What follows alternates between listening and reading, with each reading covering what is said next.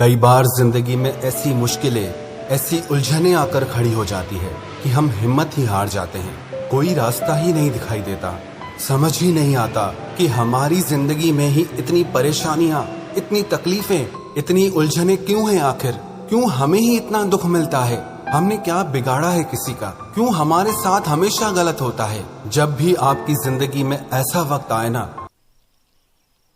आपको बहुत ताकत देगी, आपको हिम्मत देगी और आपको आपकी उलझनों से बाहर निकलने का रास्ता दिखाएंगी।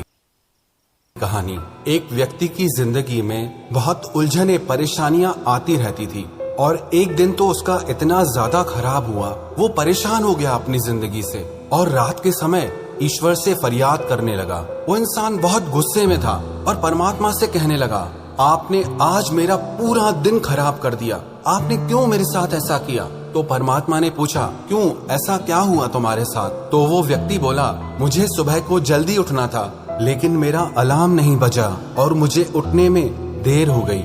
एक तो पहले ही मुझे देर हो गई थी और जैसे ही मैंने अपना स्कूटर स्टार्ट किया तो मेरा स्कूटर भी खराब हो गया। बहुत मुश्किल से मुझे एक रिक्शा मिली और देर होने की वजह से मैं अपने ऑफिस में अपना टिफिन ले जाना भी भूल गया और जब ऑफिस पहुंचा तो वहां कैंटीन भी बंद थी। बड़ी मुश्किल से मुझे कहीं से एक सैंडविच मिला और पूरा दिन मुझे उस एक सैंडविच पे निकालना पड़ा, लेकिन वो सैंडविच भी खराब था। मुझे कहीं से फोन पर एक बहुत अच्छा ऑफर आया, लेकिन उसी समय पर मेरा फोन खराब हो गया, फोन ही बंद हो गया मेरा। फिर उस व्यक्ति ने कहा, मैंने सोचा कि घर जाकर एसी चलाकर सो जाऊंगा, आराम करूंगा, लेकिन मैं जैसे ही घर पहुंचा तो लाइट गई हुई थी। मुझे समझ नहीं आ रहा कि ये सारी तकलीफें आप मुझे ही क्यों देते हैं? आपको कोई और नहीं मिलता क्या?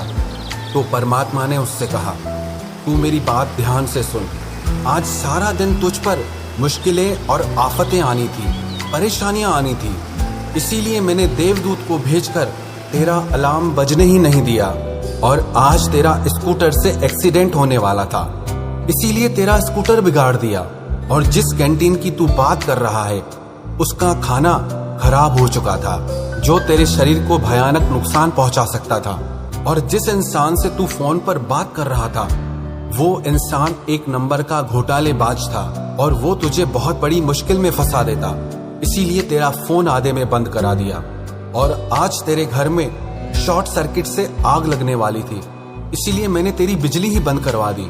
ईश्वर ने उस व्यक्ति से कहा, मैंने तुझे दुख देने के लिए या तुझे परेशान करने के लिए ये सारी उलझनें नहीं दी, मैंने तुझे बचाने के लिए ये सारी चीजें की हैं। जब उस व्यक्ति को ये पता चला कि ये सारी चीजें मेरी रक्षा के लिए हुई हैं, तो वो परमात्मा से माफी मांगने लगा कि आप मुझे माफ कर दो, मैं आपको समझ नहीं पाया। तो परमात्मा ने कहा, माफी मांगने की जरूरत नहीं है, लेकिन विश्वास रख, मैं हमेशा तेरे साथ हूँ, मैं हमेशा सबका भला करता हूँ, मैं जो भी करूँगा तेरे भले के लिए ही करूँगा। कई बार हमारी जिंदगी में भी ऐसी मुश्किल घड़ियाँ आ जाती हैं, ऐसे हालात आ जाते हैं जो हमें समझ नहीं आता कि हमारे साथ ऐसा क्यों हो रहा है, लेकिन भविष्य में जाकर हमें ये समझ में आता है कि अगर हमारे साथ ये बात नहीं हुई होती तो आज हम बहुत बड़ी मुसीबत में पड़ जाते। तो ये कहानी हमें शिक्षा देती है कि आपकी जिंदगी में कितनी भी मुश्किलें क्यों ना आए, कोई उलझन क्यों ना आए, आप मन में ये विश्वास रखना कि इसमें भी आपकी भलाई छुपी हुई है, इसमें भी आपके लिए कुछ अच्छा छिपा हुआ है। मुश्किलें आए तो घबराना मत, मन में ये विश्वास रखना कि वो ईश्वर, वो परमात्मा मेरी रक्षा कर रहा है। जितनी कठिन ये रातें होंगी उतना ही मजबूत तुम्हारा आने वाला सवेरा भी होगा। जिंदगी में कभी निराश मत होना, क्या पता कल वो दिन आए जिसका तुम्हें बेसब्री से इंतजार था। सफर में मुश्किलें आए तो हिम्मत और बढ़ती है, अगर कोई रास्ता रोके तो जरूरत और बढ़ती है, बिकने पे आ जाओ तो घट जाते हैं दाम अक्सर और ना बिकने का इरादा हो तो कीमत और बढ़ती है। तो जब भी आपकी जिंदगी में मुश्किलें आए तो मन में ये पक्का भरोसा रखना कि परमात्मा आपके साथ खड़े हैं और हमेशा